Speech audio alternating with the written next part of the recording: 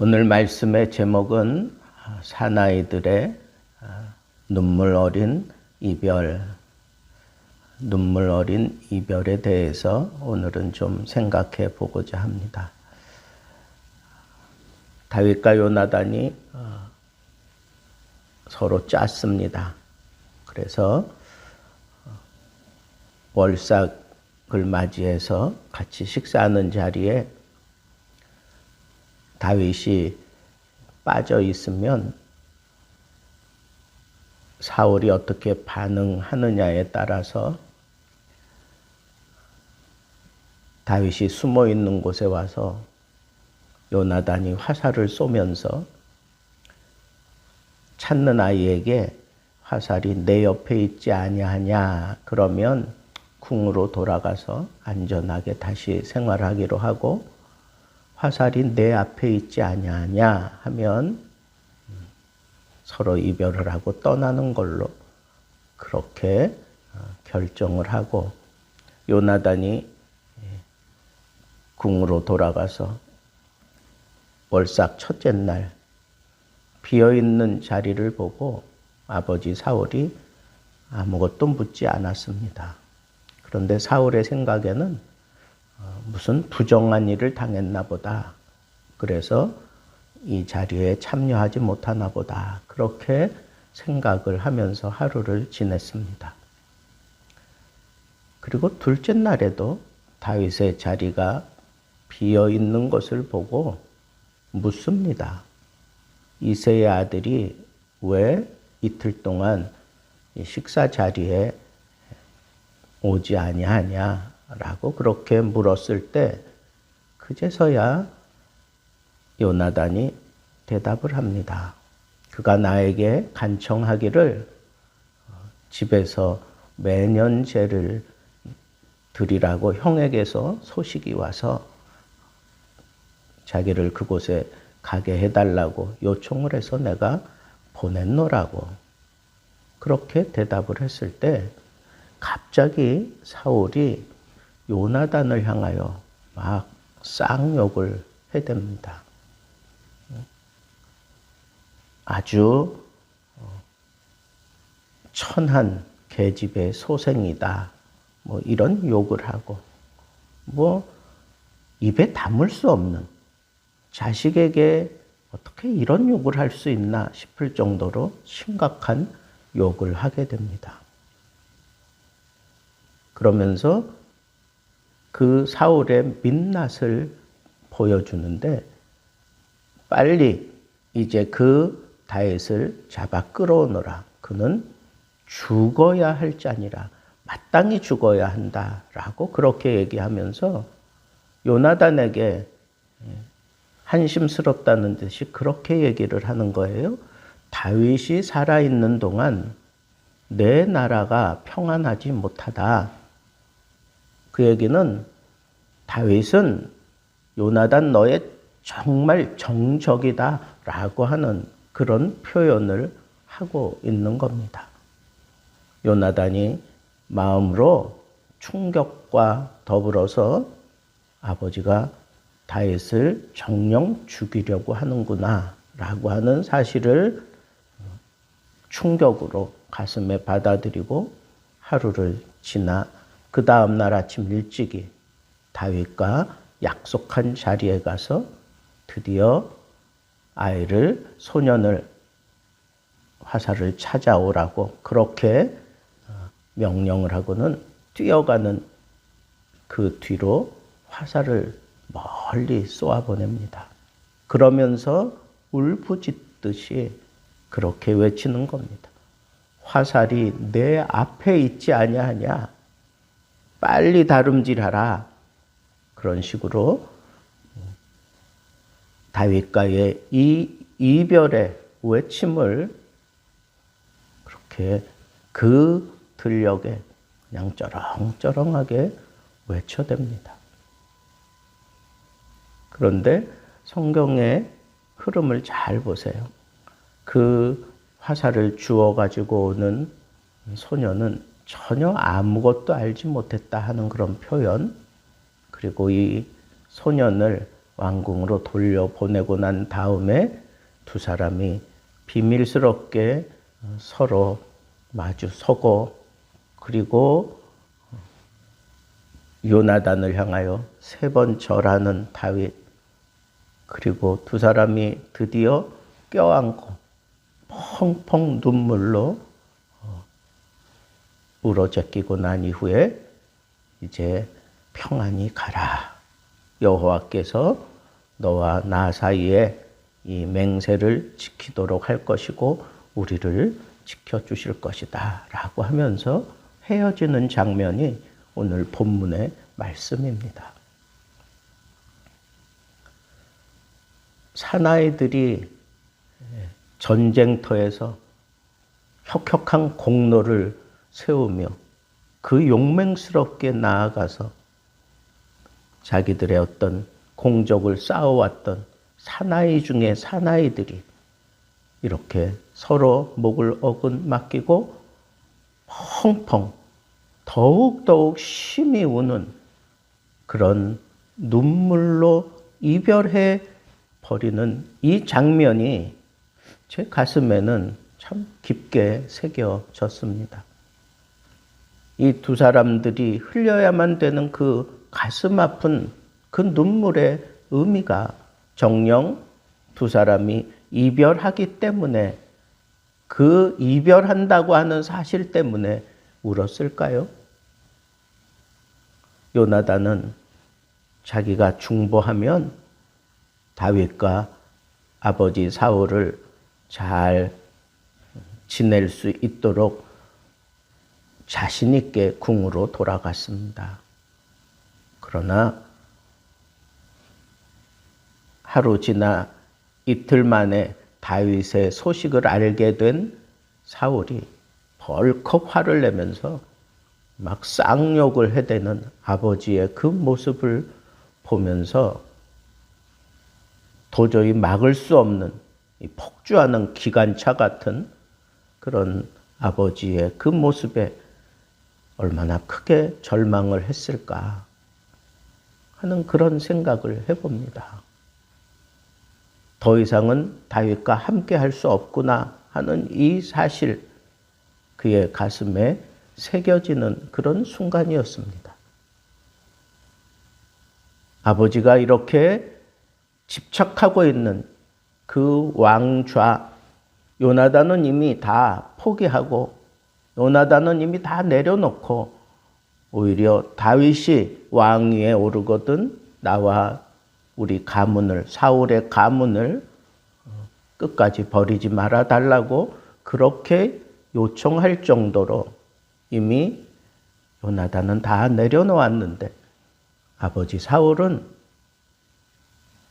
요나단에게 그 왕좌를 물려주려고 하는, 거기에 그냥 완전히 사로잡혀 있는 그런 모습을 보면서, 그리고 미친 그런 행동을 하고 악신이 그를 사로잡고 있는 그런 모습들을 보면서 이건 인간으로서는 막을 수 없는 그런 상태임을 깨달으면서 영적으로 다 무너져가는 그런 사울의 가문을 그냥 한눈으로 보고 있는, 그 가문을 이어가야 되는 요나단의 입장에서 얼마나 큰 슬픔이 그에게 자리 잡고 있는가 하는 이 사실을 우리가 생각해 보게 됩니다.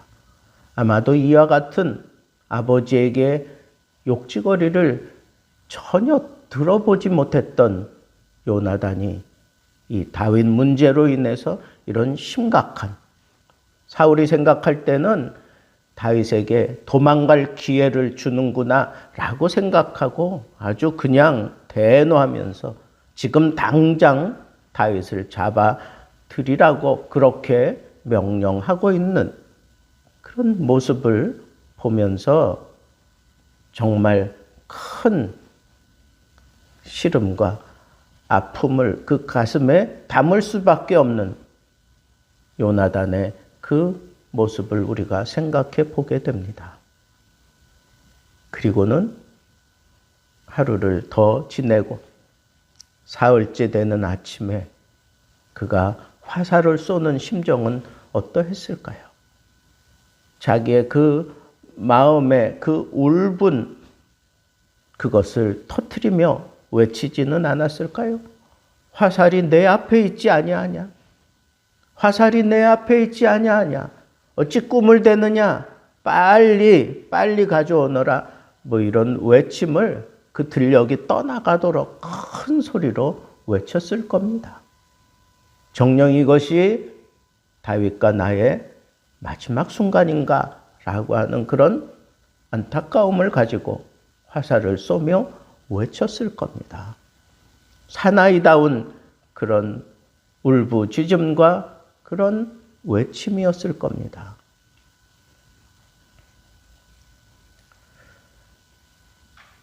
다윗의 입장은 어떠할까요?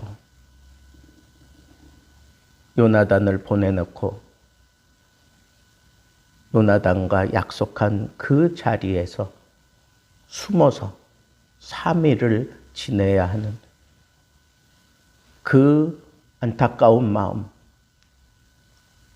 혹이라도 발각될까 봐 정말 조심해야 되는 그런 마음, 궁과 그리 멀리 떨어지지 않은 그 들녘에 거기서 3일을 숨어 지내고 있는, 이미 다 예상된 일이지만 정작 그 예상된 그 소리를 그냥 아픈 가슴에 한 번 더 불로 찢듯이 막 화살이 날아와 박히는 것 같은 그 소리가 들리지 않았을까요? 화살이 내 앞에 있지 아니하냐. 빨리 도망가라는 그런 메시지를 요나단이 외칠 때 이미 예상했지만, 다 알고는 있지만 정작 그 소리가 들려올 때 그의 가슴은 멍들고 그의 가슴은 정말 다 무너져 내렸을 겁니다. 그 소리를 들으면서 그 화살을 찾아다니는 그 소년을 피해서 여전히 숨어 있어야만 되는 그런 다윗의 모습은 마치 사냥꾼에게 쫓겨가는 한 마리 짐승처럼 심각한 그런 상황을 그 가슴에 안고 정신없이 도망가야만 되는 그런 모습의 다윗을 우리는 생각해 보게 됩니다. 그리고 아무도 없는 그 들녘에 두 사람이 서로 마주보고 멀리서부터 요나단에게 경외하는 그런 모습으로, 또 그리고 정녕 당신과 이게 마지막입니까? 라고 하는 그런 생각을 가지고 3번씩이나 절을 하고 있는 그 다윗에게 요나단이 달려가서 그를 일으켜 세우고 그를 껴안고 눈물로 서로를 헉헉거리며 느껴야만 되는 그 모습이, 이 젊은 두 사람, 얼마든지 그 두 사람이 의기투합하면 얼마든지 무언가 뒤집어 놓을 수도 있는 그런 힘을 발휘할 수 있는 그런 힘이 있었지만 그럴 수 없는 그런 안타까움을 가지고 두 사람이 헤어져야만 되는 이런 안타까운 현실이 우리들에게 만약에 찾아온다면 우리는 어떻게 반응을 해야 할까요? 요나단이 무능해서가 아닙니다. 다윗이 힘이 없어서가 아닙니다. 그러나 두 사람들이 의기투합을 해도 넘어설 수 없는 하나님의 뜻이 그들을 격려하고 또 그들을 몰아내고 있다고 하는 이 사실 앞에 그냥 정처 없이 떠나야만 되는 그런 다윗의 모습, 다시 마주하고 싶지 않은 그 아버지가 있는 그곳으로 다시 돌아가야 되는 요나단. 거기서 어떻게 해서든지 서로 얼굴을 마주 보지 않고 지냈을 거라 생각합니다. 요나단과 사울은. 그도 참 힘든 그런 시간들을 보내다가 마지막 전투에 참여하게 되는 모습을 보게 되고, 다윗은 그제부터 정말 새 사냥꾼의 올무를 피해 다니면서 도망 다녀야 되는 도망자의 신세가 되고 맙니다. 그 누구도 의지할 수 없는, 아무도 지금 당장은 자기 편에 서줄 수 없는 홀홀단신 망망대해를 향하여 창파가 불어 닥쳐오고 있는 그 바다를 향하여 정처 없이 떠나야 되는, 그냥 홀로 그냥 이려 편주처럼 그 망망대해 그 창파가 몰아닥치는 그곳을 향하여 자기의 앞날에 먹구름이 잔뜩 끼어 있고 그냥 깜깜한 그 바다를 향하여 뛰어 들어가는 듯한 그런 심정으로 정신없이 뒤돌아서 도망가야 되는 그런 다윗의 모습. 미래를 예측할 수 없습니다. 무슨 일을 당할는지 알지 못합니다. 그런 다윗의 심정을 요나단이 다 헤아리고 있는 듯, 이제 평안히 가라. 여호와께서 나와 나 사이의 이 맹세를 기억하시고 우리를 평안하게 지켜주실 것이다. 저 두 사람 헤어지면서 그 두 사람이 붙잡은 것은 여호와께서 우리와 함께 하실 것이다. 여호와께서 우리를 평안하게 하실 것이다. 여호와 한 분을 서로 붙잡고 헤어지고 있습니다. 성경은 다윗이 더욱 심히 울었다 그랬습니다. 더욱 심히 울었다. 그럴 수밖에 없지 않겠습니까? 망망대해를 향해 뛰어드는 것 같은, 아무도 자기 주변에는 없는데 홀로 이 모든 것들을 다 헤쳐나가야 되는, 그런 도망해야 되는, 멀쩡한 사람이 지금 도망 다녀야 되는, 한참 혈기왕성하게 나라를 위하여 하나님을 위하여 뭔가 해야 되는 그런 판에 이렇게 도망가야 되는 자신의 그 형편과 처지를 생각하며 눈물을 씹어 삼키면서 둘이 헤어지는 이 모습을 보며 정말 조그만 제 가슴에 사나이의 눈물을 느끼게 합니다.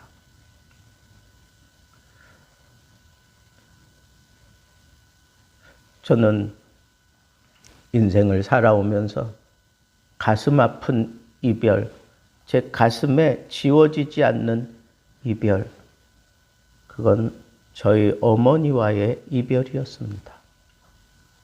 우리 가족들이 어머니에게 정말 기대고 있었어요. 모든 면에서. 그런데 우리 어머니가 학식이 뛰어난 분도 아니고, 그리고 우리 어머니가 어떤 능력이 뛰어난 분도 아니었습니다. 그런데 우리 온 가족이, 9식구 모두가 다 그 어머니가 집에 들어가면 언제나 기도하는 모습으로 가족들을 맞이하고 새벽마다 일어나서 이 가족들을 한 사람 한 사람 이름을 불러가며 어떤 때는 눈물의 강을 터뜨리며 자식들을 위해서 새벽마다 그렇게 기도하고 아침 일찍 다 깨워서 삥 둘러앉아서 가정 예배를 드립니다.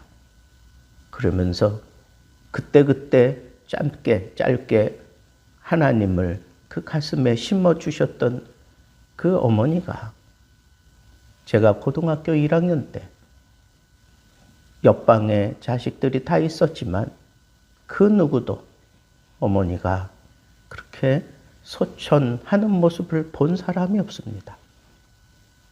아버지와 제가 정거장에서 만나서 집에 들어가서 어머니에게 인사한다고 안방문을 열었는데 여전히 기도하는 모습으로 어머니가 조금 흐트러진 그런 무릎 꿇은 모습이 좀 흐트러진 모습으로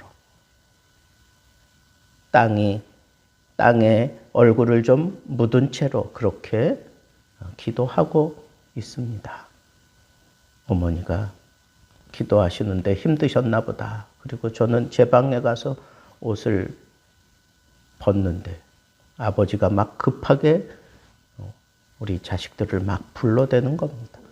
쫓아갔더니 어머니를 이렇게 가슴에 안았는데 벌써 한쪽에 이렇게 피가 흥건히 이렇게 몰려서 이쪽이 아주 검해져 있습니다. 기도하는 그 모습 그대로 저희 어머니는 천국에 가버렸습니다. 그때 저는 고등학교 1학년 때이기 때문에 상당한 큰 충격을 받았습니다. 우리 가정 어떻게 해야 되나. 그래서 제가 그때 잠시 좀 방황했던 적이 있습니다.